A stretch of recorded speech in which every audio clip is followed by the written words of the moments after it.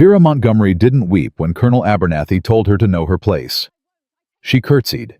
She walked past his startled mother, past the matched bays in the drive, and climbed into her father's carriage with a back like a fence post. Then, before the dust on his road had settled, she bought the estate next to his, the one he'd coveted for 15 years. If you want to know how a woman buries a man's pride without raising her voice, stay with me. Subscribe, follow this story to the end, and tell me in the comments what city you're watching from. I love seeing how far my stories travel. The curtsy came easy. 26 years of practice will do that to a woman. Vera Montgomery dipped just deep enough to be correct, and not 1 inch deeper. She held the colonel's gaze the whole way down, the whole way up until he was the one who looked away first. "Sir," she said. That was all. She turned. She did not hurry. Hurrying would have given him the satisfaction of thinking he'd routed her and Colonel William Abernathy of Abernathy Hall, in the great Commonwealth of Virginia, in the wide white summer of 1813, was not going to have the satisfaction of a single thing today. She passed his mother in the doorway. Mrs. Abernathy had a face like she'd swallowed a hornet. "Miss Montgomery." "Ma'am," Vera said, and kept walking, down the hall. Past the portraits of dead Abernathys looking down their painted noses. Past the butler who had watched too many hopefuls come and too many leave to seem surprised by another one going. Out the front door. Her father was already on his feet beside the carriage. Henry Montgomery had read ledgers and faces for 35 years, and A Daughter's Face was the easiest book in his library. "Vera." "Drive, Papa." "Honey." "Drive." He helped her up. The springs creaked under her. The bays leaned into the traces. And as the wheels began to turn, Vera Montgomery looked once, just once, over her shoulder at the great pillared front of Abernathy Hall, and said softly, evenly, to no one in particular, "You're going to be sorry, Colonel." Die. 2 weeks earlier, the proposal had come in the form of a letter from Mrs. Abigail Pendleton of Alexandria. Mrs. Pendleton was not a woman exactly. She was an institution. She was who the better families of Northern Virginia called when they had a son who needed settling and a daughter who needed marrying, and her judgment on both counts was understood to be final. The letter had been brief.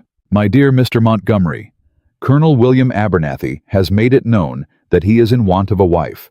The match would be advantageous to your daughter and not unwelcome to him given certain considerations. May I propose a meeting at Abernathy Hall in a fortnight?" Vera's father had read it twice. Then he had folded it. Then he had unfolded it. Then he had handed it across the breakfast table with a look she had not seen on him before. "Vera, I won't push you to a single thing." "I know you won't, Papa." "But it's a duke's living in all but the title, the land alone, Papa. 12,000 acres, river frontage, the new turnpike running clear through. Papa, you don't have to sell him to me, I can read." He'd looked at her. She'd looked at him. He was 61 and his hair had gone white the year her mother died, and she was 26 and unmarried and a banker's daughter from Philadelphia, in a country that did not always know what to do with bankers' daughters from Philadelphia. "I'll go," she'd said. "I'll meet him." "Vera." "I'll meet him, Papa. I'm not afraid of a colonel." She had said it plain. She had even believed it. She had not, in saying it, accounted for the particular inventive contempt of which a Virginia gentleman of long pedigree was capable when he had decided a woman's measure before she walked through his door. Mrs. Pendleton had performed the introductions in the front parlor. Pleasant, brief. Then she had retreated the way generals retreat once the artillery is in place, and the colonel had said, "Miss Montgomery, perhaps we might speak privately. The library." He had said it the way a magistrate says court is in session. Vera had inclined her head and followed. He had shut the door behind her. "Please," he'd said, indicating a chair. She had sat. He had not. He had stood by the unlit fireplace with his hands behind his back the way a man stands when he reckons the room and everything in it already belongs to him, and he had said, "I'll be plain, Miss Montgomery. I dislike wasting time, mine or anyone else's. You understand the nature of this proposal." I understand it as Mrs. Pendleton described it. Yes. Then you understand that what I am looking for is not in the strict sense a romance. I had not assumed romance, Colonel. Good, because I have a working estate. I have tenants. I have political obligations in Richmond and an ailing mother who still rules the breakfast table. What I require is a wife who comprehends her position and discharges it with dignity. A woman who knows what is asked of her and what is not. A pause. He chose his next words the way a man chooses a hammer. A woman who knows her place. He had said it the way another man might have said good morning. With no particular emphasis. With no particular cruelty. Which was somehow the worst of it. Vera had not moved. Not a finger. Not a foot. Her place, Colonel. Yes. And what in your understanding is mine? He had looked at her then, properly, for the first time, as if he were noticing she had a face. Miss Montgomery, your father is, I am told, the most able banker in Philadelphia. His resources are considerable. Your education, by all accounts, is excellent. You will be an ornament to this house, an able mistress of its affairs, and in time, God willing, the mother of its heirs. That is your place. I see. I do not say this to insult you. No, Colonel, I do not believe you do, which is a worse thing than if you had. A very small silence. I beg your pardon? I said, sir, that you do not say it to insult me, and that is the worst kind of saying. Insult is a thing a man takes back later. Conviction is a thing he holds for life. You hold a conviction about me, and you held it before I came through your door, and the most thorough conversation between us would not move a single nail of it. Miss Montgomery, Colonel Abernathy, my father did not raise me to be an ornament. He raised me to be useful. There is a difference, and a wide one, and any man who confuses the two is in for a long and educational marriage. She had stood.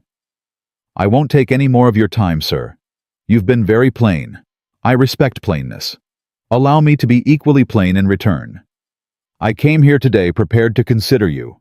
I find I am no longer prepared. The colonel had opened his mouth. He had closed it. Good afternoon. She had curtsied. The curtsy, down, up, eyes steady. Sir? And she had walked out. Chard. The bays did the talking for the first mile, their hooves on the road, the wheels in the ruts. Henry Montgomery sat across from his daughter and waited the way he had waited out crashes and panics, and his wife's last illness patient hands on his knees, the patience of a man who knew that the only thing worse than what was coming was rushing it. After a mile, she said, He told me to know my place. Vera. He said it like he was telling me what time it was. Vera, look at me. She did. He had been crying. Quietly. The way a 61-year-old man cries when he has handed his only daughter to a wolf and the wolf has shown its teeth, and his daughter has somehow walked out alive. Papa, don't. I shouldn't have showed you the letter. You didn't ask. You showed me. I shouldn't have showed you, honey. Papa, listen to me. Am I crying? No. Have I cried once? No. Then stop you crying for me. I won't have it. He doesn't get my tears and he doesn't get yours either. He doesn't get one drop of salt water out of this family. Do you hear me? I hear you. Good. She had reached across the carriage and taken his hand. His hand was thinner than it used to be. She noticed that, and the noticing made her angrier than anything that had been said in the library. Papa, I'm going to need you to do something for me. Anything. Don't promise yet. Listen first. Vera. Listen. Mrs. Pendleton mentioned 2 weeks ago when she came up to Philadelphia that the Linden Hollow estate is going to auction. Davenport heirs. The court is selling because the heirs can't agree. He had looked at her. He had known her long enough to feel the next thing coming before she said it. Vera. No. Yes. Vera. Linden Hollow is the parcel that abuts. I know exactly what it abuts, Papa. I have been told for 15 years what it abuts. The colonel has been trying to buy that land for 15 years, and the Davenports wouldn't sell to him because old Davenport hated the Colonel's father, and now the Davenports are dead, and the court does not care about old grudges. Only the highest bid. Vera, that parcel is 2,400 acres. I know. At fair price, that is 40-some thousand dollars. I know what it is, Papa. You are talking about your mother's portion. I am talking about my mother's portion and the Hartford bonds and the railway stock. I am 26 years old and unmarried, and I am a banker's daughter, and I will not be told to know my place by a man who has not yet learned his own. Bid for it, Papa. Bid the Davenport lawyer up. Buy that land for me. Honey, he will hate you for it. He will hate me anyway. He hated me before I walked in the door. He will hate you forever for it. She had squeezed his hand once, not hard, just firm. Papa, let him. Henry Montgomery, who had built his fortune on knowing when to move and when to wait, did not waste a single hour. He sent a rider to Alexandria that night. The rider went to a man named Asa Whitlock, the only attorney in the district who could be trusted to keep his mouth shut and his pen moving. Whitlock read the instructions by candle and went to bed. He got up at 4 a.m. and was at the probate clerk's office when the door opened. By the breakfast hour of the following day, Asa Whitlock had filed a sealed bid for Linden Hollow on behalf of an interested party whose name was not to be released until after the auction closed. By supper time, 2 other bids had come in. One was from a Boston speculator who had heard of the parcel from a friend in Richmond. The other was from Colonel William Abernathy of Abernathy Hall. Vera, when Whitlock's note reached her hand in Philadelphia, read it twice. Papa, he bid. Of course he bid. He bid 42,000. That is over fair value. I want you to bid 48. Vera, 48. That is more than the land is worth. I know what the land is worth, Papa. I am not buying it for what it is worth. What are you buying it for, then? She had looked at him. Her eyes were dry. Her eyes had been dry for 2 days. I am buying it because he told me to know my place. And I am going to know it, Papa. I am going to know it from one end of his property line to the other. Henry Montgomery had not laughed. Not yet. But something in his face had shifted the way a card player's face shifts when the deal goes a way he had not expected and finds against his own caution that he likes. 48 then, he had said. 48. And if he comes back at 48.5? Then 49. And if he comes back at 49? Then 49 Papa, and not a dollar more because at 49 his banker tells him no. How do you know his banker tells him no at 49 Because I am his banker's wife's cousin, and I asked. Henry Montgomery had begun finally to smile. Bid 49 she had said. Bid 49 Asa Whitlock came to the Montgomery house in Philadelphia 6 days later with a leather folio and a face that did not quite know what expression to wear. Lawyers in Whitlock's experience were paid to be unsurprised. He was on this occasion having to work for his fee. Miss Montgomery? Mr. Whitlock. It is done. At what number? 49,200. The Boston man dropped at 46. The Colonel held to 48.5. You went to 49.2. The clerk closed the bidding. And the Colonel was informed. He was informed in person by the clerk this morning. I was advised by the clerk to leave Alexandria before noon. That bad. He was, the clerk said, very controlled, which the clerk took to be worse than rage. Vera had set down her pen. She had taken the folio from Whitlock's hands. She had opened it. The deed. The court's seal. Her name written out in full in the careful copperplate of a clerk who had not yet learned that his hand was making history in this house. Vera Ann Montgomery, sole proprietress of Linden Hollow, 2,400 acres more or less in the county of Fairfax, Commonwealth of Virginia. Her father had come into the room. He had seen her face. He had said nothing. Papa. Yes, honey. Sit down. He had sat. I want to say something out loud, Papa. I want to say it where someone hears it so that I cannot take it back later. I'm listening. I'm going to live there. Vera. I'm going to live there, Papa. I am not buying that land to flip it. I am not buying it for spite alone. I am buying it for spite, and to live on in that order, and I am going to be the very best neighbor that Colonel William Abernathy has ever had the misfortune of looking at across a fence line. Henry Montgomery had begun to laugh. It was not a happy laugh. It was the laugh of a man who has watched his daughter pick up a sword and realized all in one breath that she knew exactly how to hold it. You will need a steward. I have one in mind. You will need a housekeeper. I will find one. Vera, honey, you have to be ready. He will not take this lying down. He is going to come for that land. He will sue. He will make your life small and ugly and full of paperwork for a year, 2 years, for as long as it takes him to grind you down. Papa. Yes. Let him try. She had closed the folio. She had tied the cord around it. She had set it on her father's desk, and she had said in a voice that had not been raised once in any of this, not in the library, not in the carriage, not in the room they were standing in now. He told me to know my place. I am going to teach him his. The first letter from Colonel Abernathy arrived 4 days after Vera Montgomery moved into Linden Hollow. It was carried by a black manservant in livery, on a horse that had been ridden hard, and the man was sweating through his collar by the time Bess Tully, the housekeeper Vera had hired out of Alexandria, brought the letter up the front steps on a silver tray that had not yet been polished from its long trip out of storage. "Ma'am," Bess said, from the hall. "I see that." "He's waiting on a reply," the boy says. "Tell the boy to come into the kitchen and have water. The horse, too. The horse first."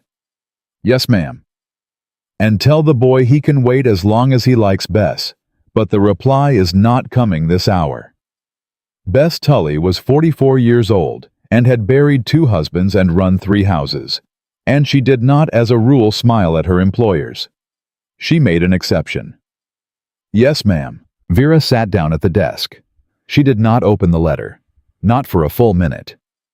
She looked at the seal, the Abernathy seal, a stag and a sheaf of wheat pressed into red wax, and she let herself feel just for that minute the shape of the thing in her hand. Then she broke the seal. "Miss Montgomery, I am informed by the probate clerk in Alexandria that you are now the proprietor of the Linden Hollow tract. I am further informed that you intend to take residence. Permit me to observe that the boundary between our 2 parcels has not been formally surveyed since 1789, and that several encroachments fencing a dam on the North Creek, a smokehouse standing on what my late father always understood to be Abernathy land, will require immediate attention. I propose to send my surveyor on Tuesday next. I trust you will receive him. Yours, etc. W. Abernathy." Vera read it twice. "Bess." "Ma'am." "Bring me ink." "Yes, ma'am." "And bring me the ledger from the bottom drawer of the trunk in the upstairs hall. The blue one, not the green." "Yes, ma'am." "And Bess." "Ma'am." "Tell that boy to come up to the front when his horse is watered. I will hand him my reply myself." "Yes, ma'am." Vera dipped her pen. "Colonel Abernathy, I am in receipt of your letter of the 14th. I observe that the boundary has not been surveyed since 1789, as you say. I observe further that during those 24 years, the Abernathy estate has by your own admission allowed a dam to stand, a smokehouse to be built, and fences to be set, all on land you now claim is yours. A claim unprosecuted for 24 years. Colonel, is not a claim, it is a courtesy. I do not propose to accept your surveyor on Tuesday. I propose to send you mine on Thursday. He is named Mr. Job Pickering of Richmond, and his bill is payable by the party found to be in error. I trust you will receive him. Yours V. Montgomery." She blotted it. She folded it. She did not seal it. She walked it down to the front hall herself, and she handed it to the boy who had wiped his face on his sleeve and was standing with his hat in both hands. "Take this back to your master," she said. "Do not stop on the way." "No, ma'am." "And tell him when you give it to him that Miss Montgomery wishes him a pleasant evening." The boy blinked at her. "Ma'am." "Tell him exactly. Miss Montgomery wishes him a pleasant evening." "Yes, ma'am." He went. The horse went. Bess Tully, watching from the front step, said, "Lord." "Yes, Bess." "That man is going to be hot, ma'am." "I do hope so, Bess."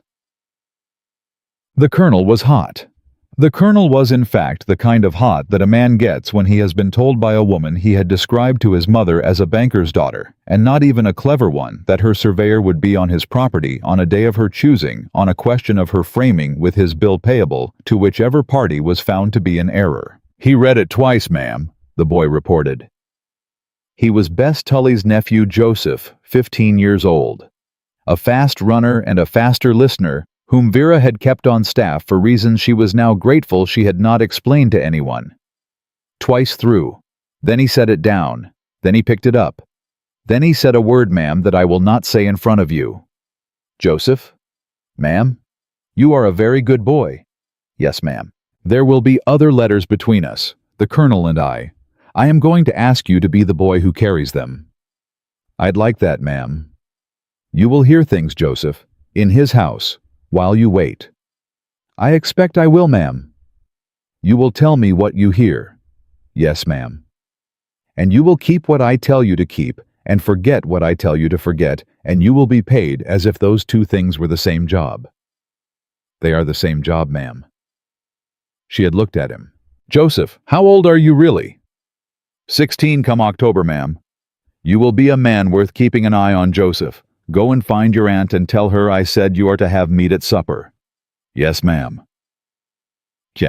Mr. Job Pickering of Richmond arrived on Thursday morning as promised with a chain. A transit, a black assistant named Cyrus, and the particular quiet of a man who has surveyed land for 26 years and would not be hurried by any colonel born. Vera met him at the front gate. "Mr. Pickering." "Miss Montgomery." "You have your instructions." "I do, ma'am. Walk every inch. The dam, the smokehouse, the fences. Everything the Colonel claims is his, and everything I claim is mine, and everything in between that neither of us has yet thought to claim. I want to know what the land says, Mr. Pickering, not what either of us says about it." "Yes, ma'am." "How long?" 6 days, possibly 7. "Take 8 if you need 8. I will pay for 8. "Yes, ma'am." He took 7. On the 7th day he sat at her dining table with his hat across his knees and a roll of paper between them, and he said, "Miss Montgomery, I have done my work. I am prepared to deliver findings." "Deliver them." "The dam on the North Creek is on your land, ma'am, by 11 feet. 11 feet, ma'am, and a fraction. The smokehouse is on your land, by 43 feet. The fence the Colonel's father set in 1791 is on your land for 112 yards, ma'am, and on his land for the remaining 6. The Abernathys have over 24 years encroached upon the Linden Hollow tract by my conservative estimate, some 7¼ acres. 7¼ "Yes, ma'am." "In the Colonel's favor." "In the Colonel's favor, ma'am. For 24 years. 24 years, ma'am." She had not moved. She had not smiled. She had simply taken in the figure the way a banker's daughter takes in any figure as a fact to be weighed against other facts. "Mr. Pickering." "Ma'am." "What is the value in your estimation of 7¼ acres in this county?" "Cleared and improved as that land is, ma'am, and being prime bottom, $1,200 to $1,400. And the value of 24 years of unauthorized use of that bottom. The grazing, the hay, the water rights." He had been a surveyor for 26 years. He had not been asked that question before. He sat with it. "At a fair rental, ma'am, $50 an acre per annum is generous, but not unheard of for that kind of bottom. The back rent might run as high as $8,700. $8,700. "Yes, ma'am. The Colonel owes me, Mr. Pickering." "He does, ma'am, by my numbers, yes." "Write it up." "Ma'am." "Write it up, the findings, the acreage, the valuation, the back rent calculated by the year. Sign it, witness it. I will pay your fee on delivery and an additional $50 for the speed of the writing." "Yes, ma'am." "And Mr. Pickering." "Ma'am." "Make a copy. 2 copies. One stays in this house. One goes to my attorney in Alexandria. The original goes to Colonel Abernathy in my own hand." He had looked at her then. The way men of long careers look at women who are about to do a thing the men of long careers have not in 26 years seen done. Yes, ma'am. The original went to the hall on a Tuesday. Joseph Tully carried it. He came back 2 hours later on foot. The horse, he reported, had thrown a shoe on the way home, and Joseph had walked it the last 3 miles. The colonel, he reported further, had read the document. And he stood up, ma'am. And he sat down, ma'am. And he stood up again, ma'am, and he said, ma'am, that he would see your father in court. My father. Yes, ma'am. Joseph, did you tell him? I told him, ma'am, beg pardon for speaking, but the document had Miss Montgomery's signature on it, not Mr. Montgomery's. You said that? I did, ma'am. To the colonel's face. Yes, ma'am. He was looking at me when he said it about your father and I. I thought a person ought to know when they are looking at the wrong target. She had set down her pen. Joseph, sit down. Ma'am, I'm dirty. Sit down. He sat. Joseph, from this day you are no longer the boy who carries letters. Ma'am, you are the under-steward of this house. Mr. Hollings, the steward I have hired, will arrive on Monday. You will report to him. He will train you. You will read with him an hour every evening. You will learn ledgers. You will learn law. You will learn, Joseph. Look at me. You will learn in this house how to be a man who does not need to be told twice when he is looking at the wrong target. Do you understand me? He had not been able to speak. Joseph? Yes, ma'am. Tell your aunt I said so. Yes, ma'am. He had stood up. He had wiped his face. He had walked out of the room very straight, the way a boy walks when something has been put on his shoulders that he had not an hour before known he could carry. Bess Tully came in 5 minutes later. She did not knock. Ma'am? Yes, Bess. You raised that boy's wages. I did. You raised them by a sight. I did. You did not have to do that, ma'am. Bess, sit down. Ma'am, I am working. Sit down, Bess Tully. Bess sat. Bess, the colonel is going to come at this house, soon, hard. He is going to bring lawyers, and he is going to bring sheriffs. And he is going to bring, if he can, every lever a man of his standing can pull. He is going to find that I am a banker's daughter, and bankers' daughters do not lose paper fights. But he is going to find other things too. He is going to find that my staff are not afraid of him. That my staff are in fact his neighbors, and his neighbors' children, and his neighbors' children's children, and they have been waiting a long time for somebody in this county to make him answer for the way he speaks. Do you hear me, Bess? I hear you, ma'am. He will try to buy them. He will try to scare them. He will try to send word through cousins and uncles and old debts that anyone who works in this house is making themselves an enemy of the hall. He will try, ma'am. He will try with you first. Bess Tully looked at her. Ma'am, my first husband worked 31 years on Abernathy land. He died on Abernathy land. The old colonel, the father, when my husband took sick. The old colonel said the medicine was an extravagance, and he did not authorize it. And my husband died of a thing. The doctor in Alexandria said $5 of medicine would have cured. $5, ma'am. So you let the colonel try. You let him send anyone he likes. Bess. Ma'am. I am sorry. Don't be sorry, ma'am. I am sorry. And I am going to be a different kind of mistress than that man's father was. I know you are, ma'am. Stay with me. I'm staying, ma'am. The lawsuit was filed in Fairfax County Court on a Friday. William Abernathy plaintiff versus Vera Ann Montgomery defendant. In the matter of disputed boundary, Linden Hollow Tract and Abernathy Hall Tract. Plaintiff seeks declaratory judgment and equitable relief. Vera read it standing up. She handed it to her attorney, Asa Whitlock, who had ridden up from Alexandria the moment the clerk had filed it. Mr. Whitlock. Miss Montgomery. What does this mean? It means, ma'am, that the colonel is not contesting your survey. He's not. He cannot. Pickering's reputation is what it is. No judge in Virginia will throw out a Pickering survey. So the colonel is contesting the boundary itself. He is alleging that the original deed of 1789 on which Pickering relied was itself in error. He is asking the court to set aside 2 centuries of paperwork and resurvey the original royal grants. From 1681. From 1681, ma'am. He has lost his mind. He has not lost his mind, ma'am. He has decided that you cannot be allowed to win, and so he is willing to set fire to 130 years of land law to keep you from winning. It is a strategy, ma'am. It is a strategy of attrition. She had looked at Whitlock. How much? Ma'am. How much, Mr. Whitlock, will it cost me to fight this all the way through? $6,000. Possibly 8. If it goes to the Court of Appeals, 10. And how long? 3 years. Possibly 4. And the Colonel knows this. The Colonel is counting on this, ma'am. He believes you will tire. He believes I will tire. Yes, ma'am. He believes that a young woman alone on a contested estate with a working mortgage and a payroll and a county largely unsympathetic to her will tire. She had set down the document. She had walked to the window. She had stood there for perhaps 10 seconds. Then she had turned.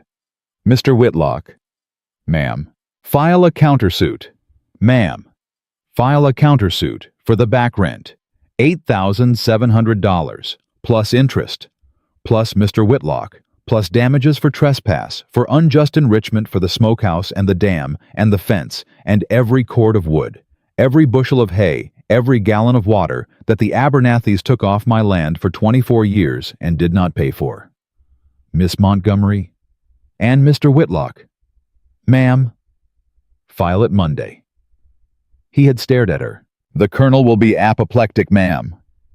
Mr. Whitlock, the Colonel is already apoplectic. I would simply like him to be apoplectic on my schedule.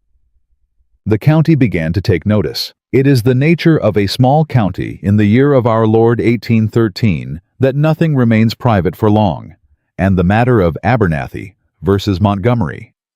And now Montgomery versus Abernathy was by the second week the principal subject of every supper table within a day's ride of the courthouse.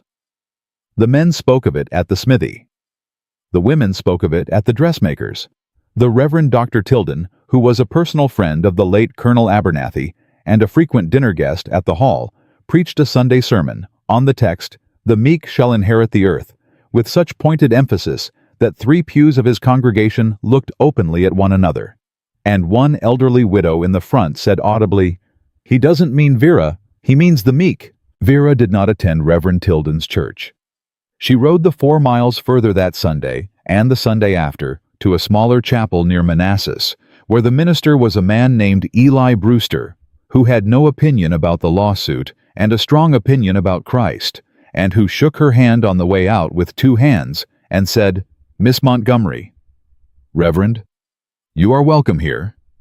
"Thank you, sir." "You are welcome here whatever the verdict, ma'am." She had not cried in the library. She had not cried in the carriage. She had not cried when Whitlock told her the suit was filed. She came very near to crying in the doorway of Eli Brewster's small white chapel on a Sunday in July of 1813, when a man she had known for 10 minutes told her she was welcome. She did not in the end cry. But she squeezed Reverend Brewster's hand back and she said, "Sir, may I ask a thing?" "You may, ma'am." "If I were to send a sum to this chapel, anonymously, for the building fund." "Ma'am, you do not need to." "If I were to send it, would you receive it without knowing it came from me?" He had looked at her.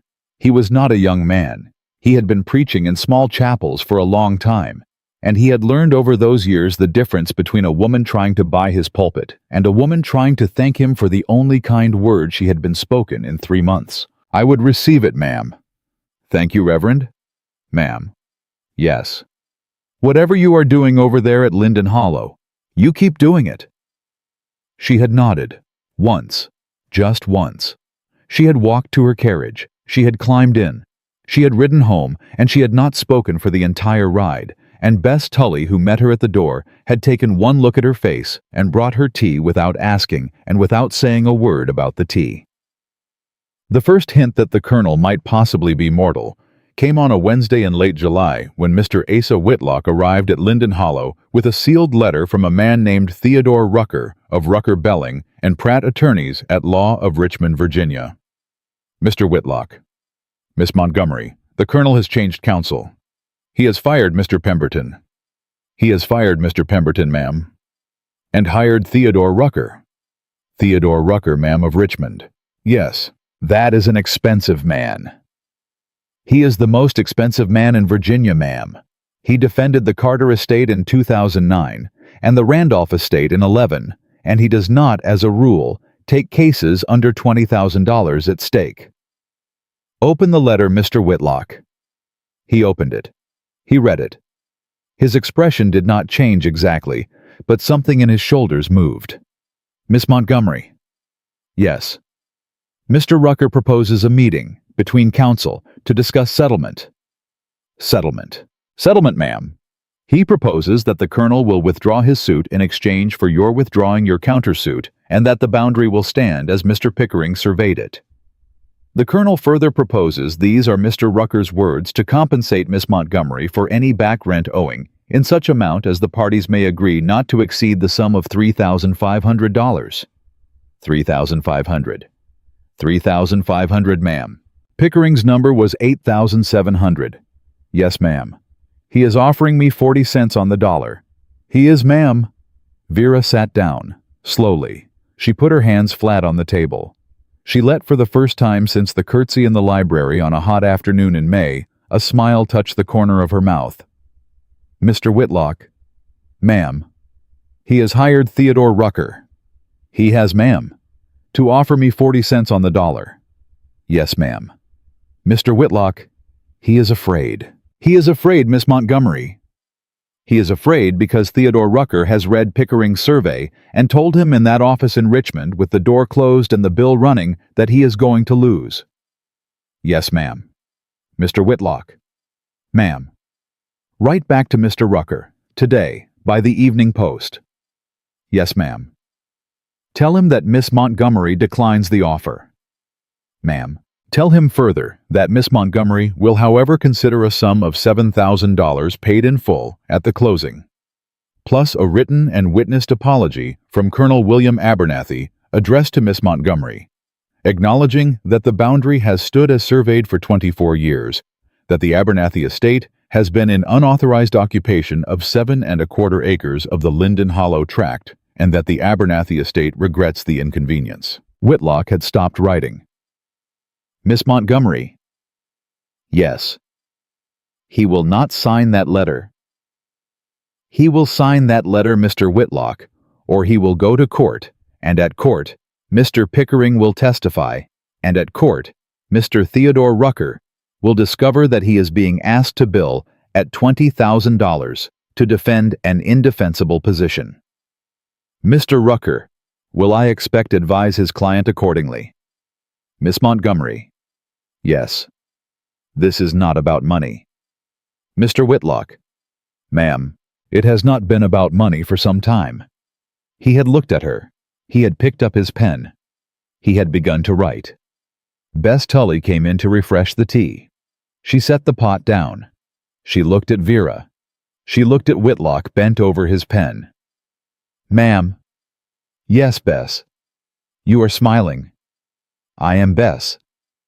Ma'am, I have not seen you smile since the day you came into this house. I know, Bess. It suits you, ma'am. Thank you, Bess. The pen scratched. The clock ticked. Out on the road far off a horse went by at a trot, and somewhere on the Abernathy side of the line, a colonel of long pedigree and considerable land was sitting in a study with a letter in his hand and a Richmond lawyer's bill on his desk, and he was for the first time in a great many years having to consider very seriously, with no one in the room to perform for what it meant to have been, however briefly, the man who had told a banker's daughter from Philadelphia to know her place. The colonel did not sign the letter. Asa Whitlock came back from Richmond on a Saturday in early August with rain on his coat and Theodore Rucker's reply in a leather case. And he stood in Vera's front hall and said, before he had even taken off his hat, Miss Montgomery, he will pay the $7,000.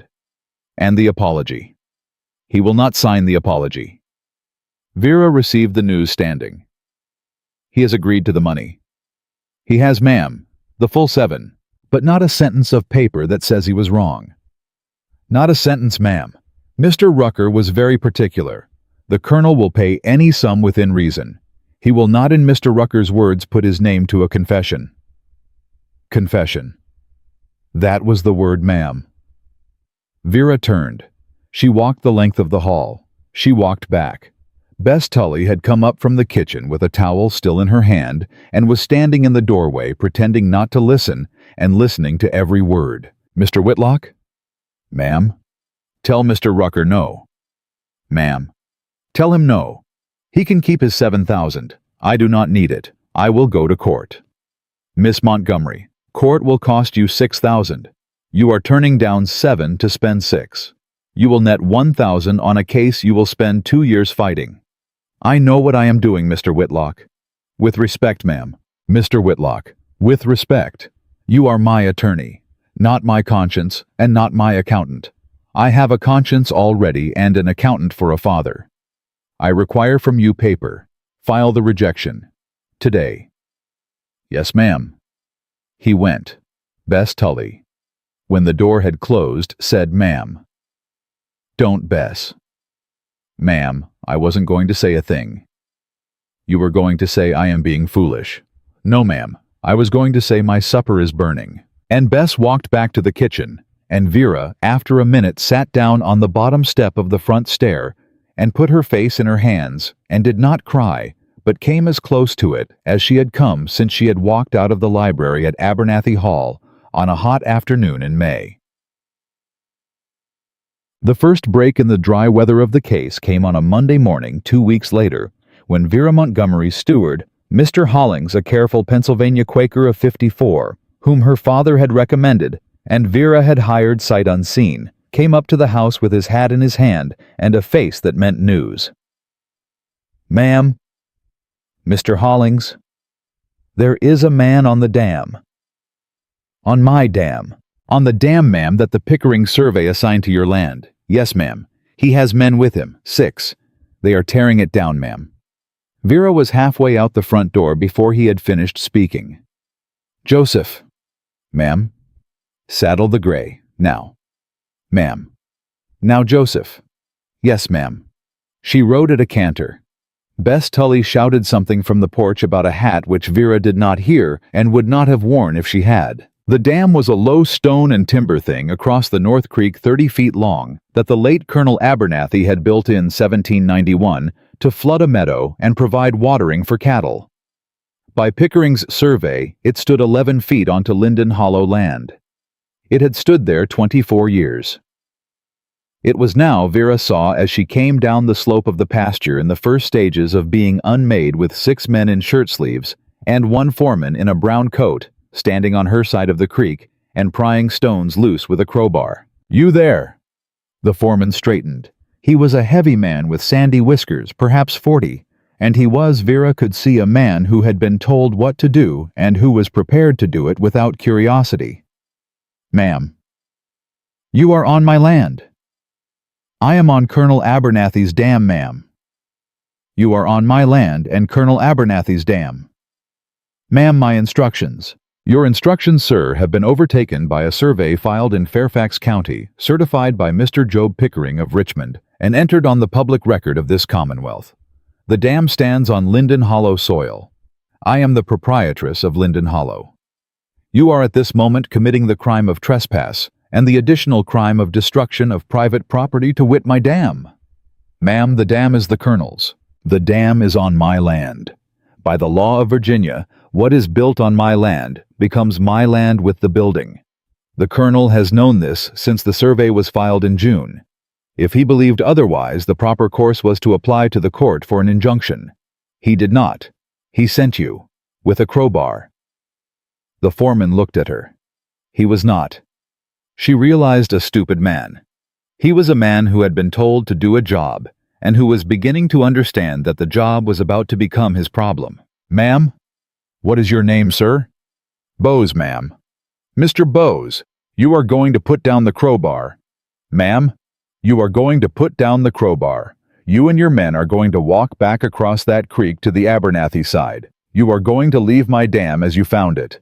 And you are going to tell Colonel Abernathy that I will be filing by sundown today a criminal complaint against him for the willful destruction of property under suit." "Ma'am," the colonel said. "I do not care what the colonel said. I am telling you what I am saying.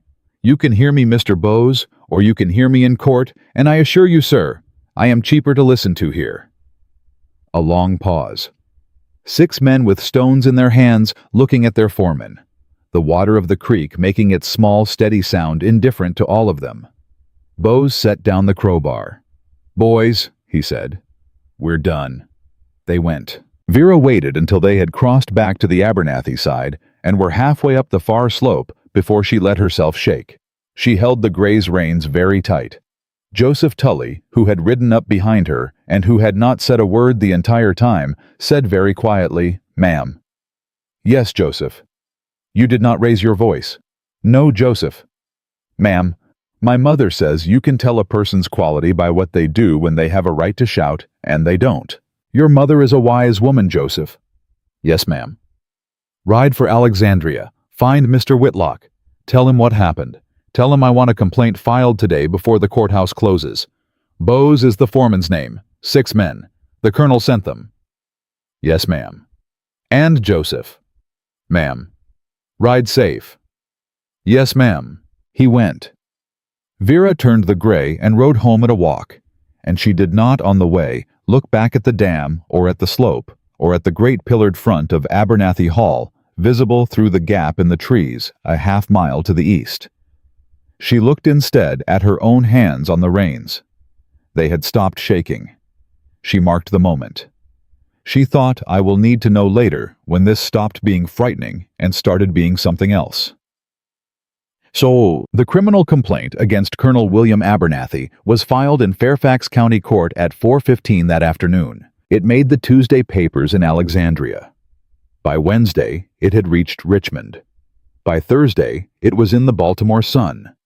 By Friday, a man named Owen Petrie, the editor of a small Whig sheet in Washington City, had written a column under the title, "A Question of Manners," in which the colonel was not named, but was described as a Virginia gentleman of long pedigree who has lately found that the law of trespass applies to colonels as well as to colored men, and who has in his confusion sent 6 day laborers and a crowbar to assist him in his understanding of the statute. The column was reprinted in Philadelphia.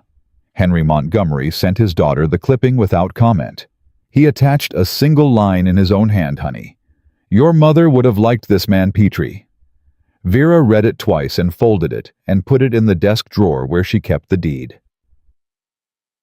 The colonel did not at this time write. The colonel came in person. It was a Wednesday in late August, hot in a way that made the dogs lie under the porch and the iron of the carriage step too hot to touch, and Bess Tully, looking out the front window at the carriage that had just turned in at the gate, said, "Ma'am?" "Yes, Bess." "It is the Hall carriage." Vera set down her pen. "Is it him?" "It is him, ma'am. Alone. No driver in livery. He has driven himself."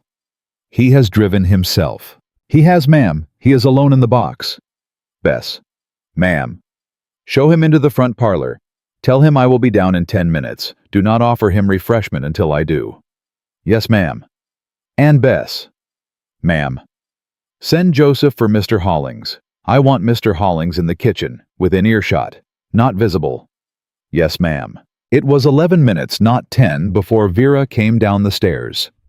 She had not changed her dress. She had washed her hands, smoothed her hair, and stood for 1 full minute at her window with her eyes closed, and she had said to herself in a voice she had used as a girl when she was preparing for a thing that frightened her, Vera Ann Montgomery, "He is a man. You are a woman. Neither of you is more than that. Go down." She went down. The colonel was standing. He had not taken the chair Bess had offered him.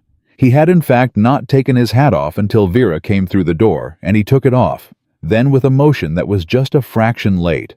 The motion of a man who has remembered halfway through that he was supposed to do it, and he said, "Miss Montgomery." "Colonel Abernathy."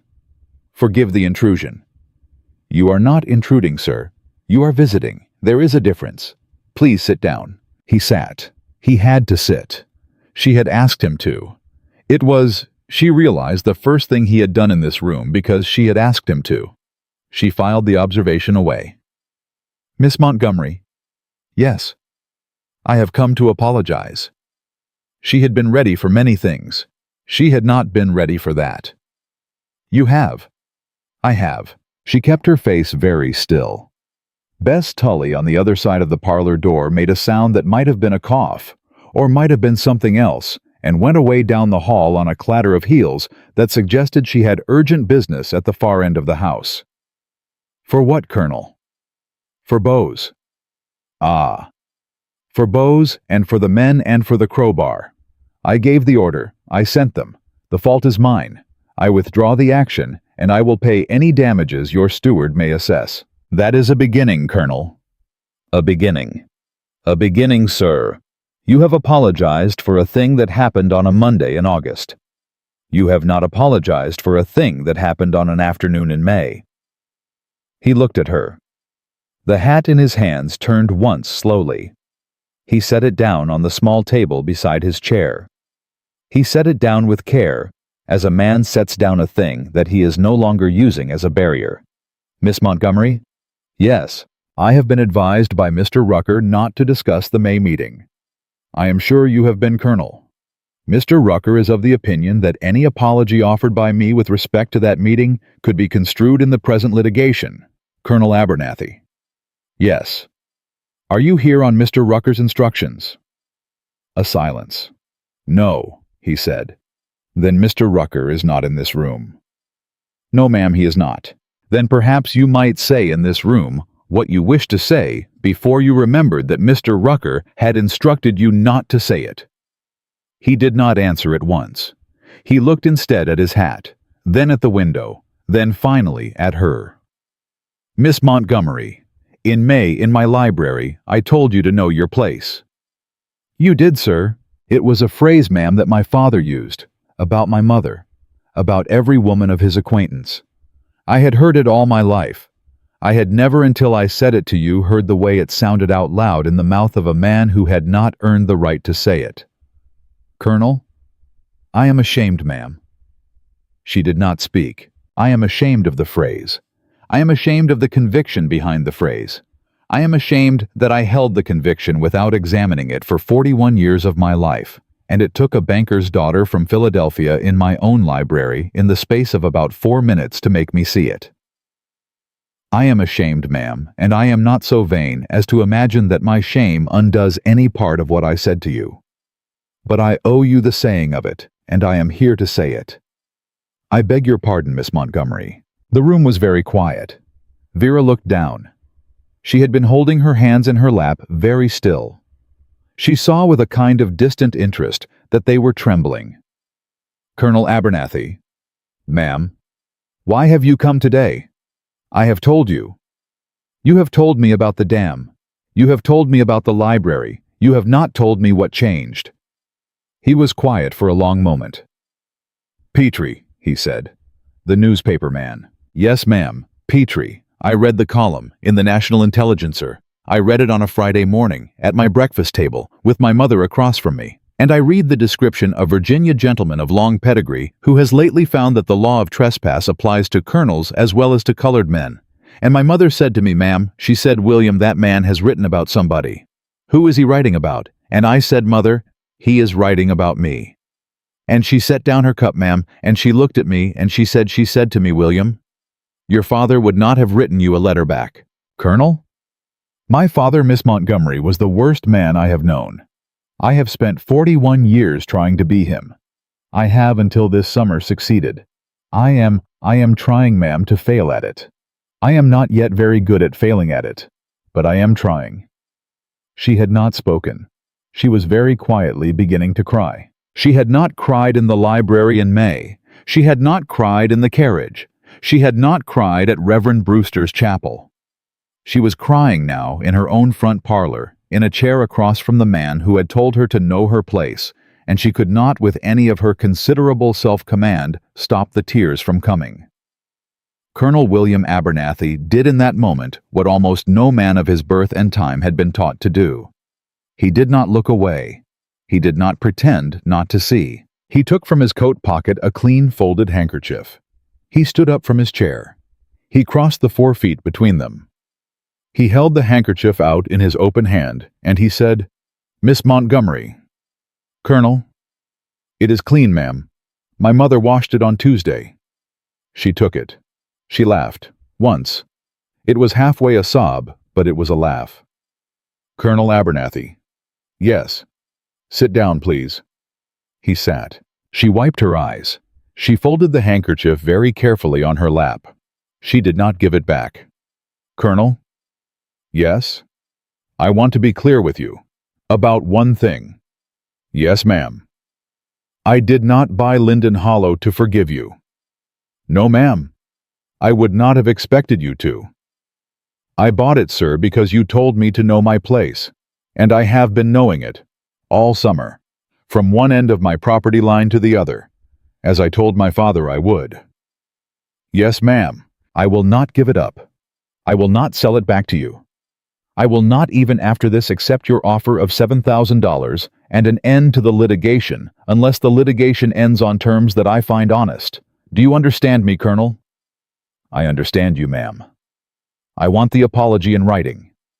He did not flinch. He did not even hesitate. "You shall have it, Miss Montgomery." "Mr. Rucker will resign your case." "Then Mr. Rucker will resign my case." "You will pay the $7,000. "I will pay the $7,000. "You will in your own hand and on your own seal write a letter to be entered into the public record of Fairfax County, in which you acknowledge that the boundary stood as Mr. Pickering surveyed it, that the Abernathy estate was in unauthorized occupation of 7¼ acres of the Linden Hollow tract for 24 years, and that you regret, sir, that you regret both the encroachment and the manner in which the encroachment was lately defended. I will write it tonight. Tonight, Miss Montgomery." She looked at him. She looked at him for a long time. "Colonel." "Yes." "I do not know what to do with you." "I do not know either, ma'am." "You came here on your own. You drove yourself. You did not bring Mr. Rucker. You apologized for a thing you were instructed not to apologize for. You have agreed sitting in this chair to terms that you came here, I think, intending to negotiate." "Yes, ma'am." "I do not know what to do with you, Colonel." He looked down at his own hands then. They were a working man's hands despite the pedigree. Calloused along the rein line of the right thumb, a small white scar across the back of the left from a horse's bite when he was 12. "Miss Montgomery." "Yes." "Permit me to suggest something." "I will hear it." "Do not today decide what to do with me. Do not decide tomorrow. Take, if you will, a season." "A season? A season, ma'am. The autumn is coming. There is much work between your land and mine, and much of it now wants doing in concert. The dam will need to be rebuilt by me at my expense on your land by your direction. The fence will want resetting. The smokehouse, ma'am. The smokehouse my late father built on what is your ground. I would like, with your permission, to take it down and rebuild it on mine. These are practical matters. They will require between us a certain amount of correspondence, possibly visits." "Possibly visits?" "Possibly visits, ma'am. Yes." "Colonel Abernathy." "Yes." "Are you at this moment, in addition to apologizing, asking my permission to call on me?" A small dry pause. He did not blush. He was not a man who blushed, but something in the set of his mouth shifted the way a man's mouth shifts when he has caught himself out and decided, with whatever courage was in him, not to retreat from the catching. "I am Miss Montgomery." "Under the cover of the dam." "Under the cover of the dam, ma'am." "Yes, it is. I'll grant you a poor cover, but it is the only one I have." She looked at him. She did not at once answer. She looked instead at the handkerchief in her lap, folded into a neat white square. His mother washed it on Tuesday.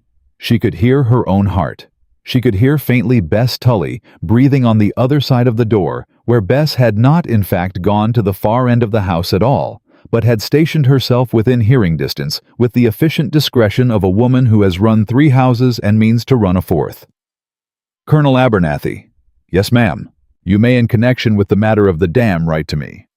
Thank you, ma'am. You may in connection with the matter of the fence call once. Thank you, ma'am. You may not in connection with any other matter presume. No, ma'am, I will not presume. And Colonel. Yes. The letter for the public record. I will expect it in my hand by Friday. You shall have it Thursday, Miss Montgomery. Thursday, then. He stood. He took up his hat. He bowed, not the small bow of formal greeting, but a deeper one, the one a man makes when he means it, and he said, Miss Montgomery, I will not waste your hospitality further. Thank you for receiving me. Colonel Abernathy? Yes. Drive carefully. The road by the South Meadow is rutted. I will, ma'am. He went out. Vera sat very still in the chair.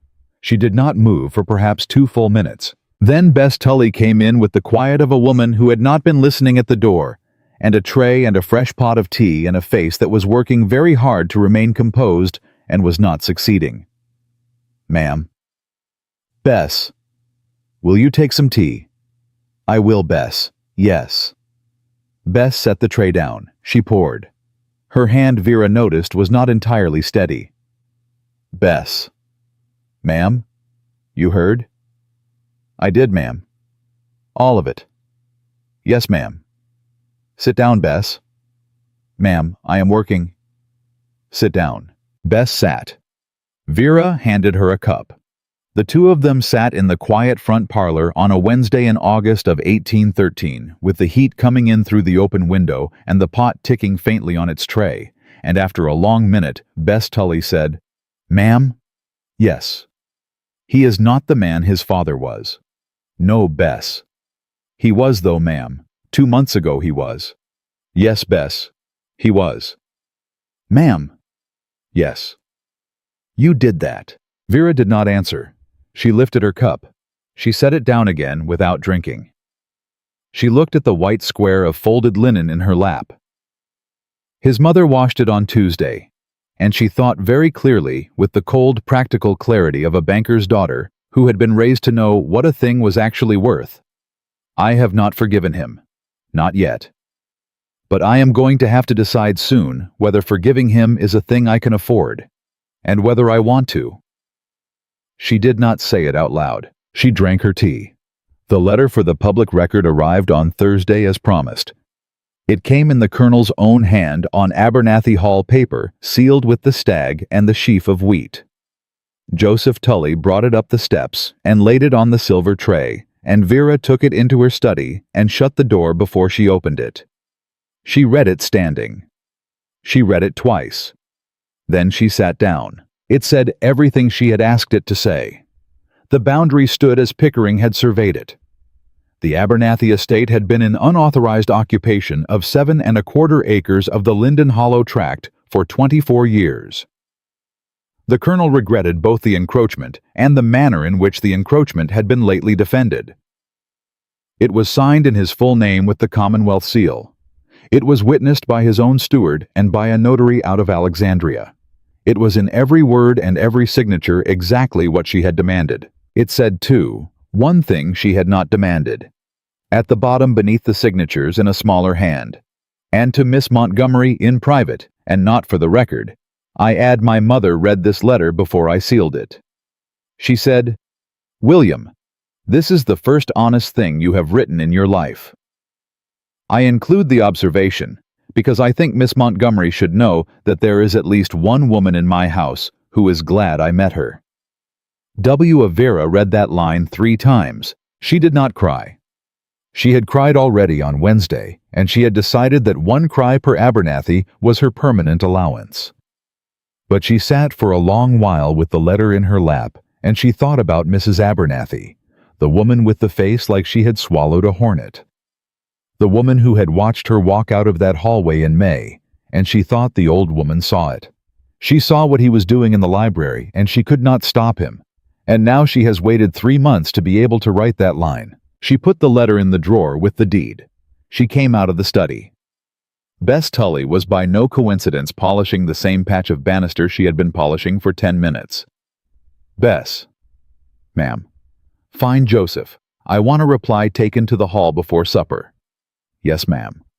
And Bess.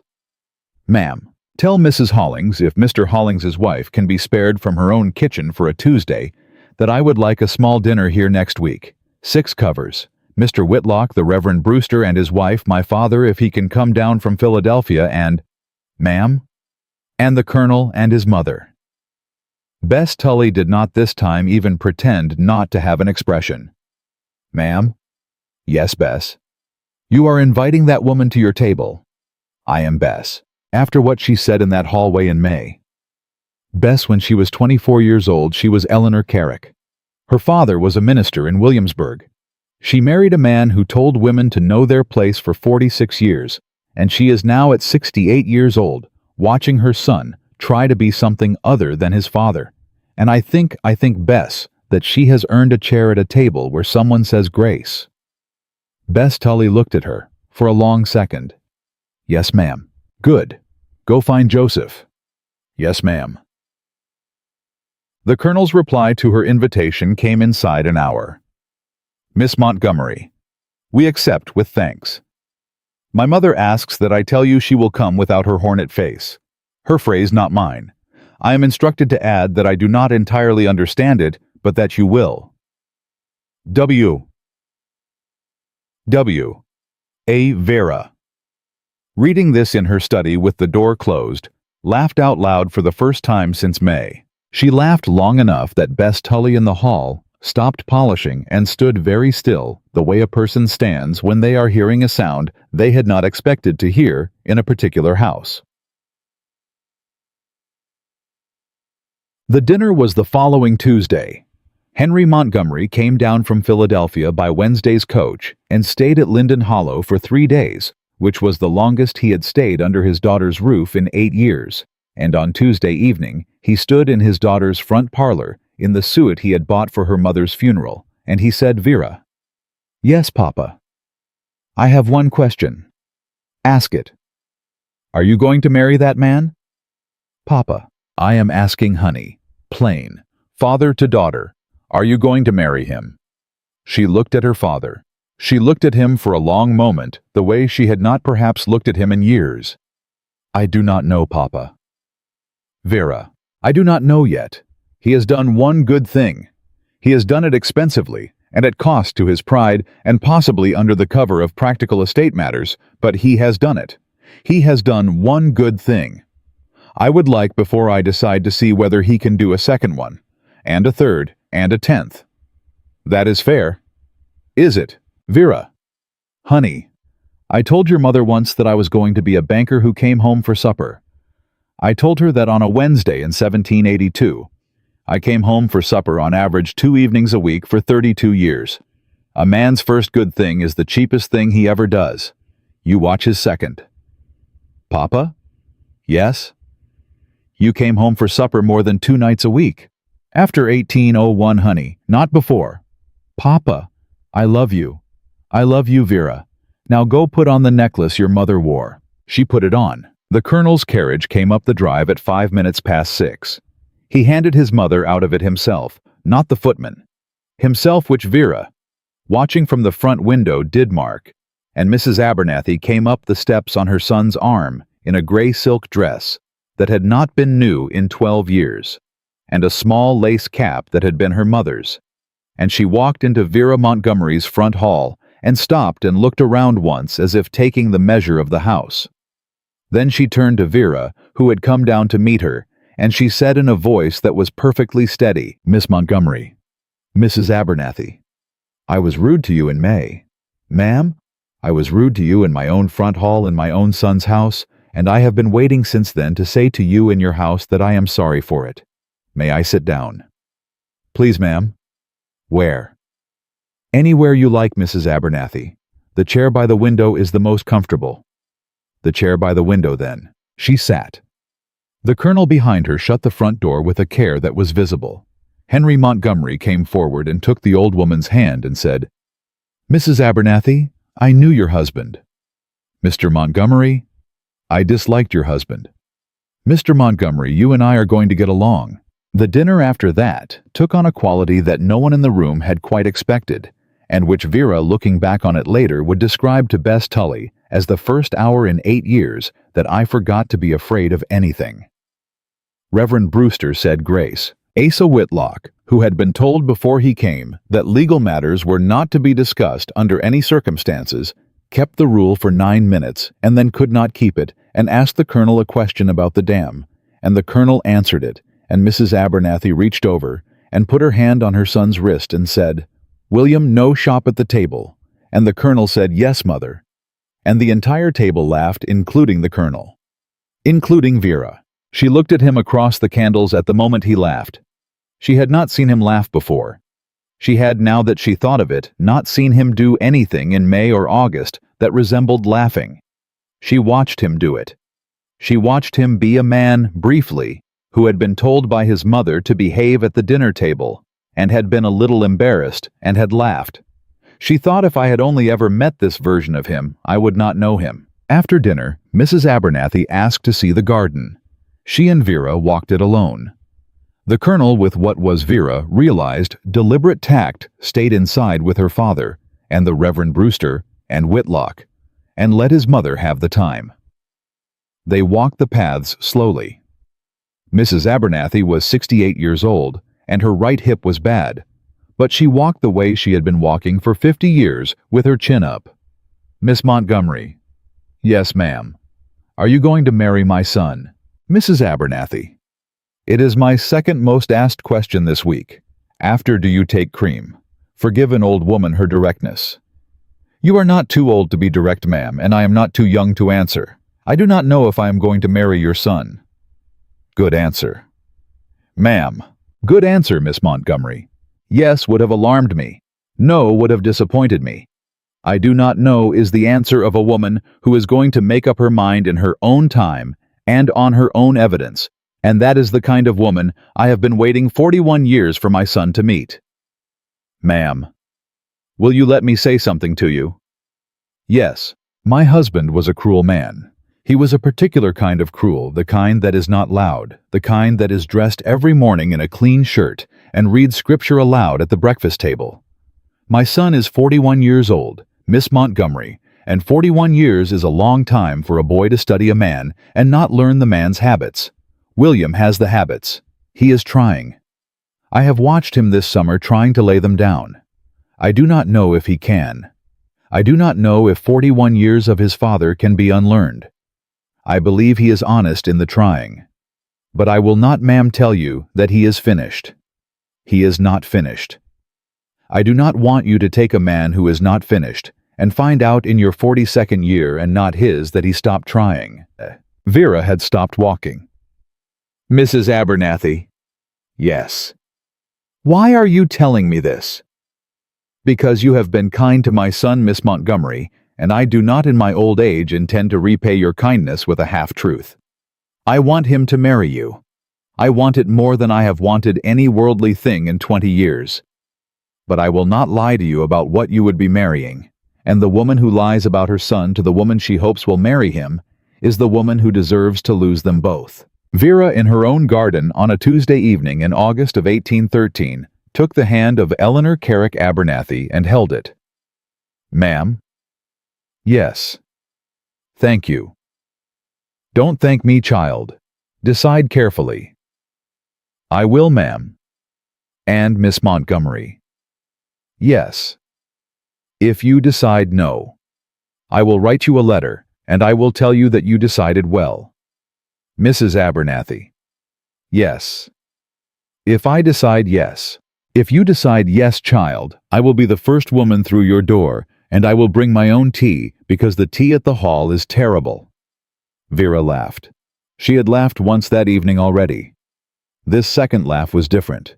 It was the laugh of a woman who has been told the truth by an older woman and has been believed worth telling.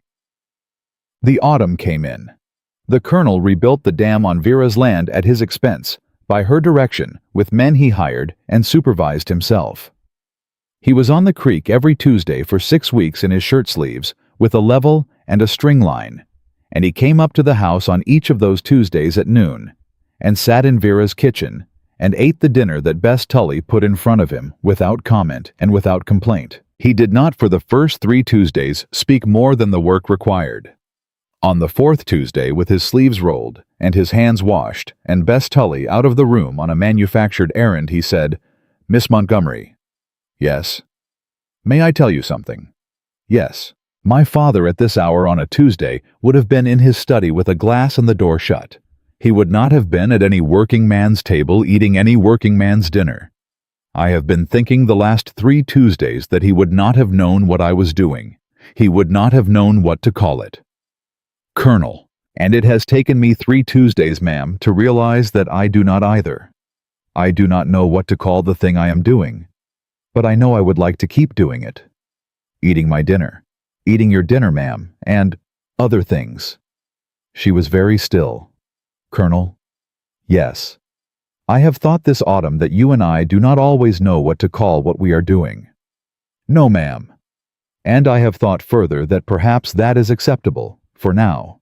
For now, Miss Montgomery. For now.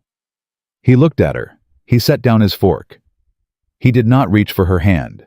He had not reached for her hand once in all of August, all of September, all of October, and he did not reach for it now. But he said, "Miss Montgomery." "Yes." "My mother said something to you in your garden in August. She told me afterwards what she said. She said she told you I am not finished." "She did, Colonel. Yes.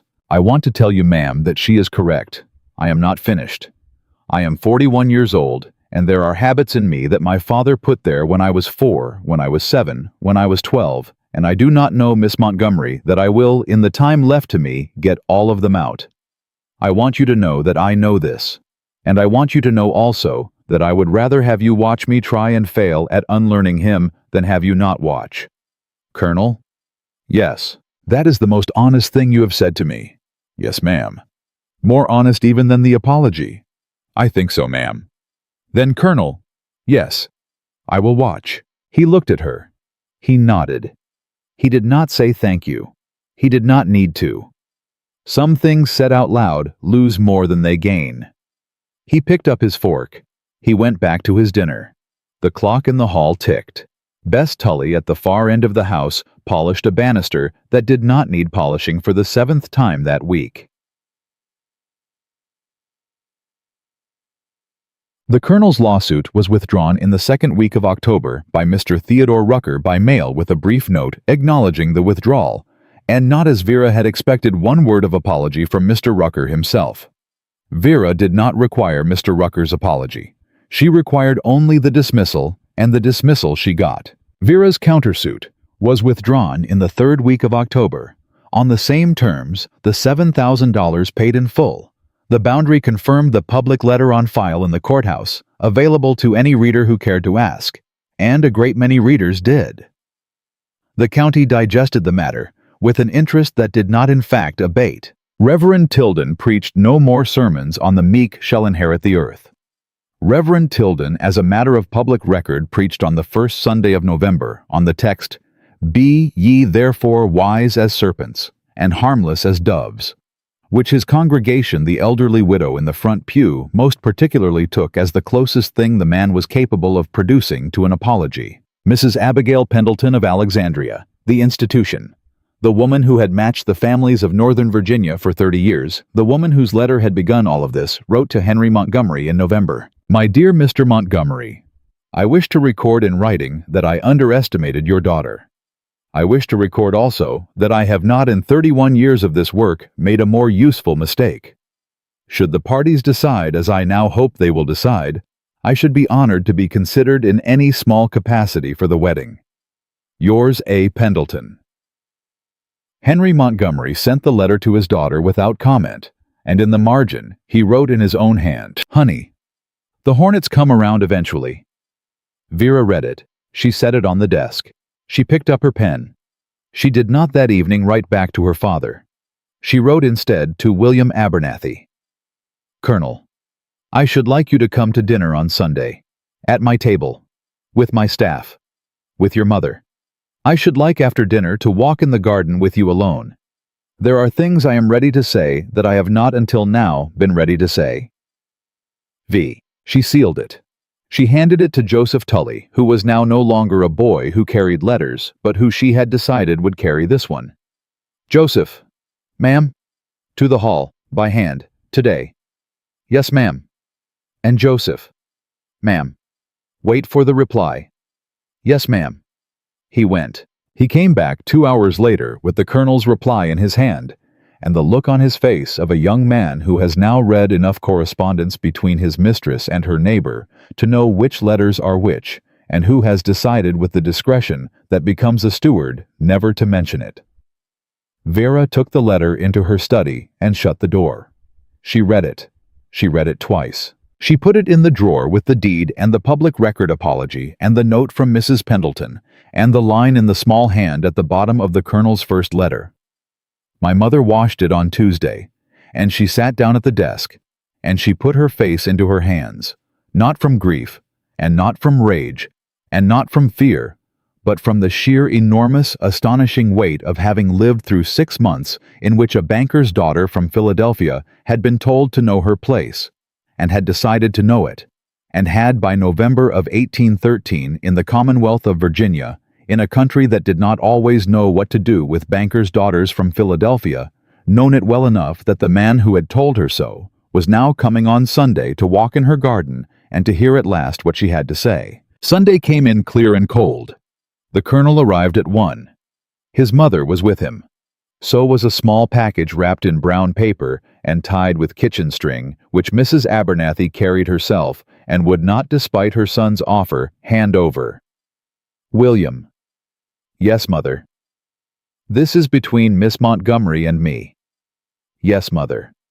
She came up the steps with the package under her arm and the slight limp she would not admit to, and she put the package in Vera's hands, and she said, Miss Montgomery, open this later, not now. Yes, ma'am. After we have gone. Yes, ma'am. It is not a thing that wants an audience. Mrs. Abernathy. Yes. Will you come in by the fire? I will, child, yes. The dinner that followed was the second one that Eleanor Carrick Abernathy had taken at her future daughter-in-law's table, though no one in the room said the word daughter-in-law aloud. It was understood. It had been understood in some quiet way since the August dinner and the autumn of Tuesdays in the kitchen, and the night the colonel had said, I would rather have you watch me try and fail. It was understood by Bess Tully, who served the meal with the bearing of a woman who knew she was serving a household that had become in her hand a household. It was understood by Mr. Hollings, who carved.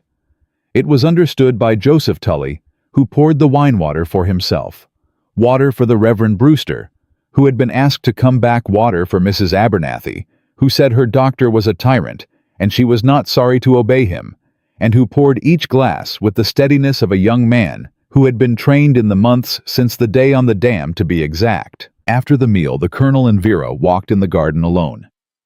The roses were not in bloom. It was November. There was nothing in the garden in any conventional sense to look at. They walked the paths anyway, and after the third turning, the colonel said, Miss Montgomery. Yes. Your letter said there were things you were ready to say. Yes, Colonel. I am listening. She walked another 10 steps before she spoke. He let her. Colonel Abernathy. Yes. I have decided. He did not stop walking. He did not for one full second even alter his pace. Then he stopped. He stopped because he had to. He turned to her. Miss Montgomery. I have decided that I will marry you, if you ask me, plainly, once, with no more cover of dams or fences. Vera. Without the Miss Montgomery, Colonel. Yes. Vera. Yes, William. Will you marry me? I will. He did not even then reach for her hand. She had come to understand over the autumn that this was not coldness. It was the opposite of coldness. It was a man who had been raised by a man who took what he wanted and who had decided late that he would not be that man, and who therefore would not put a finger on a woman until she had given him in words the right to. She gave him the right. She held out her hand. He took it.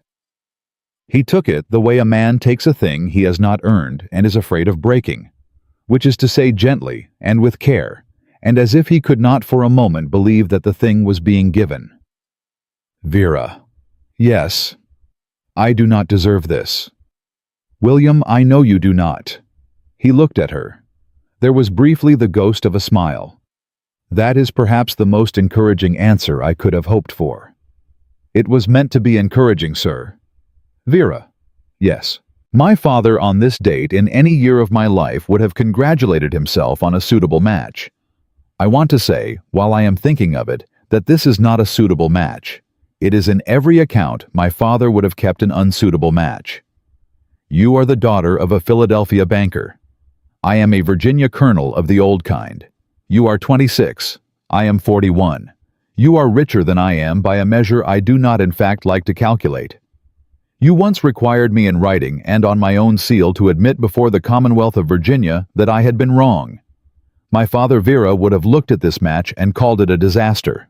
William. Yes. Your father was wrong about a great many things. Yes, Vera. This is one of them. Yes, Vera. They walked the rest of the path in silence. At the gate before they turned back to the house, he said, Vera. Yes. I am going to tell my mother. Tell her. And then I am going to tell yours. My mother is dead, William. I know. I was going to tell her at the headstone, in Philadelphia, next month, with your father. She stopped walking. William. Vera. That is, it seemed correct. I thought about it. A man asks his wife's mother for her, and your mother is in Philadelphia. And if I am to do this in any way, I am not ashamed if I will do it standing at the place where she is with your father, and I will tell her that I will spend the rest of my life trying to deserve her daughter. She did not this time fight the tears. She stood at her own garden gate on a Sunday in November of 1813, with her hand in Colonel William Abernathy's hand, and she cried in a way she had not cried since the day of her mother's funeral. He did not look away. He did not produce a handkerchief. He had. She thought distantly learned at last that there were moments a handkerchief was a rudeness. He simply held her hand. He waited her out. He stood at the gate of her garden until she was finished, and when she was finished he said only, Vera. Yes? Take all the time you need. We will go back when you are ready. I am ready. Are you sure? William. Yes. I have been ready, I think, since the Tuesday in October when you told me you were not finished. Vera. Yes. That is the most encouraging thing anyone has said to me in 41 years. They went back to the house. Inside, Mrs. Abernathy was in the chair by the fire, with her hands folded with the particular stillness of a woman who has been waiting all her life for an answer to a question, and is determined now that the answer is coming not to lean forward in her chair. Mother. William. Vera has accepted me. Mrs. Abernathy did not at once speak. She closed her eyes. She kept them closed for perhaps 4 seconds. When she opened them, she said, Miss Montgomery. Mrs. Abernathy. Vera, forgive me, Vera. Yes, ma'am. Come here, child. Vera went. The old woman took her face in both hands. They were thin hands with the brown spots of age on them, and they were not steady, but they held Vera's face with the certainty of a woman who had earned by 68 years of patience and grief the right to hold a girl's face in her hands and tell her, I am glad. Yes, ma'am, I am glad, and your mother, child, whoever she was, is glad. I felt her in this room when you said yes. You did not see it, William, but I felt her, and she is glad. Mrs. Abernathy. Yes, child. My mother is named Anna. Anna Vance Montgomery. Anna. Yes. Anna, then. Anna is glad. She let go of Vera's face. She stood up slowly with the stiffness of her hip.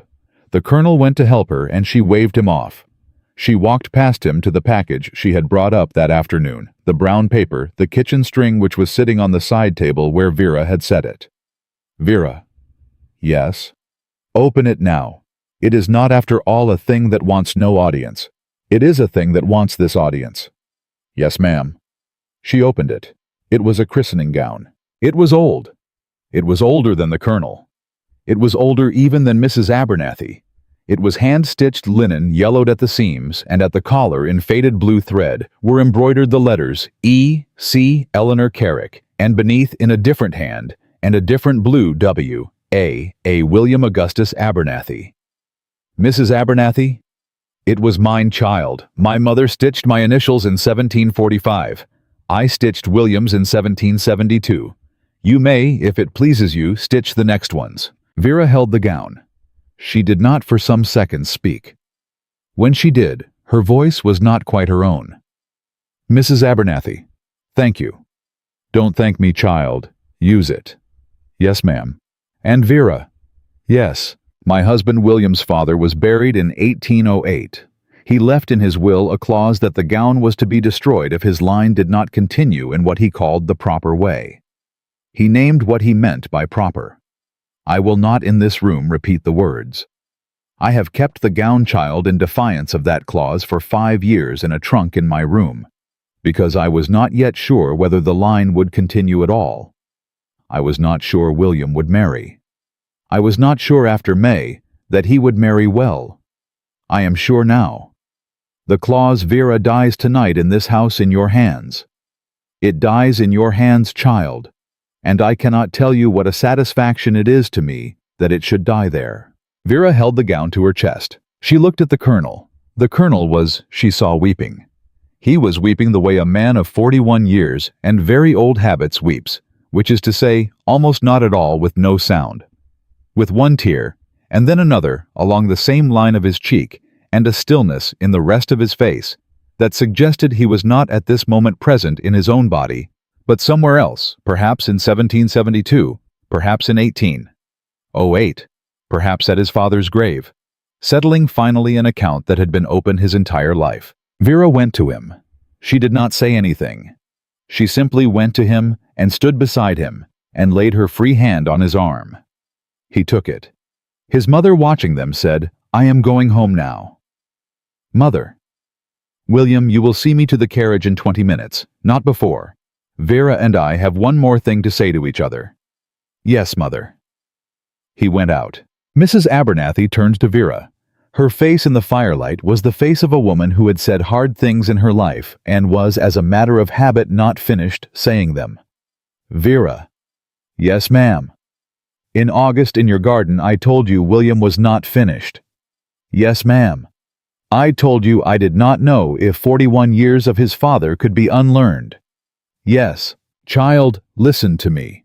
I have watched him this autumn. I have watched him in his own house when he did not know I was watching. I have watched him write 3 letters to you and tear up 2 of them and send the 3rd one, and the 3rd one was always the one in which he said the truer thing. I have watched him in October take his father's portrait down from the dining room wall and put it in the attic without telling me, without being asked, without saying a word about it to anyone. He has begun to unlearn his father, Vera. I did not in August expect to be able to say that to you in November. I am saying it. I am saying it because it is true, and because you should know going in that you are marrying a man who is now further along in his work than he was when I warned you about him. He is not finished, but he is farther, Vera. I wanted you to know. Vera held the christening gown in one arm and the old woman's hand in the other, and she said, Mrs. Abernathy. Yes, child. I love your son. The old woman did not this time close her eyes.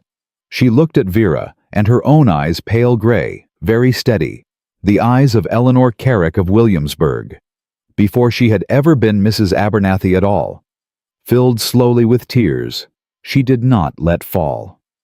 Yes, child, I know you do. They were married in June.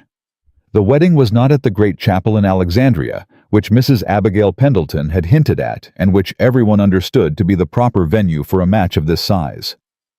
The wedding was at the small white chapel near Manassas, where the Reverend Eli Brewster preached, and which had received the previous autumn an anonymous donation to its building fund of a sum that almost exactly covered the new roof and the repair of the bell. Reverend Brewster married them. Henry Montgomery walked his daughter down the aisle. He had in the carriage on the way over made his daughter promise that he would not cry, and he had broken the promise within 30 seconds of taking her arm, and Vera had reached up and wiped her father's face with her own glove and said, "Papa, I told you," and Henry Montgomery had said, "Honey, I have not done very much for you in my life, and on this one day I will not do this one thing." And Vera had said, "Papa, you have done more for me than any man," and they had walked the rest of the way down the aisle in a state that the small chapel near Manassas had not in its 43 years of weddings quite seen before, and would discuss in low voices for a long time after. The colonel was waiting. He did not look at the floor. He did not, in the way of nervous bridegrooms, look at his hands. He looked the entire time Vera came down the aisle at her face. It was not by the standards of his class and his county the proper way to wait for a bride. It was by the standards of a man who had spent 41 years not looking at women's faces and had decided in the past year to start looking exactly the way he meant to wait. Mrs. Abernathy in the front pew, in the gray silk dress she had worn to the August dinner, sat very straight with her hands folded with the bearing of a woman who had been waiting 41 years for this moment and was by God going to have it. The Reverend Brewster spoke the words. The colonel said, "I will." Vera said, "I will." When the moment came for Vera to make her response, the curtsy, the small civil dip that was by the convention of the day, the bride's customary acknowledgement, after the joining of hands, she made it. She made it deep. She made it as deep as she had ever made one in her life. She held the colonel's eyes the whole way down, the whole way up. And when she came up, she did not this time walk away. She stood there level with him in the small white chapel, in the wide green June of 1814 in the Commonwealth of Virginia. And she let him see on her face what the curtsy in his library a year and a month before had not been allowed to mean, and what this one now did mean. It was not a curtsy of submission. It was not a curtsy of victory. It was a curtsy of equals, of a woman acknowledging before God and her father and her husband's mother and one small Manassas chapel of witnesses that she had been told to know her place, and that she had come to know it, and that her place was here on this hill, at this altar, beside this man on her own terms, and no one else's by her own free choice. The colonel saw it. He understood it. He bowed his head to her in return, the way a man of long pedigree bows when he has been beaten in a fair contest by someone he respects, and the way a man of 41 years and very old habits bows when he has been forgiven by a woman he loves, and the way, finally, that a husband bows to a wife in the first minute of a marriage he intends with whatever years are left to him to deserve. They walked out of the chapel into the June sunlight as Colonel and Mrs. William Abernathy of Abernathy Hall and Linden Hollow, and the small crowd of neighbors and the Tully women and Joseph Tully, now nearly a man, in his under-steward's coat, and Mr. Hollings and his wife, and Asa Whitlock and Mrs. Pendleton in a hat she had bought new for the occasion, and Henry Montgomery with the tears, finally and entirely dried on his face, followed them out into the light. Someone behind said, "Lord, look at her." Someone else said, "That is a woman who knows her place." And someone else, the elderly widow from the front pew of Reverend Tilden's church, who had ridden the 4 miles further to come to this wedding, and not the one at the great chapel in Alexandria, said in the carrying voice of the slightly deaf, "And her place, sister, is anywhere she wants to stand."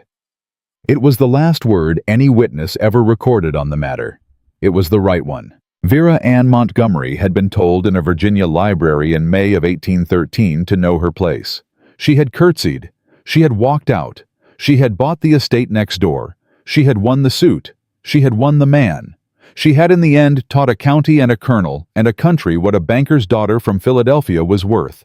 And no one from that June forward ever told her to know her place again.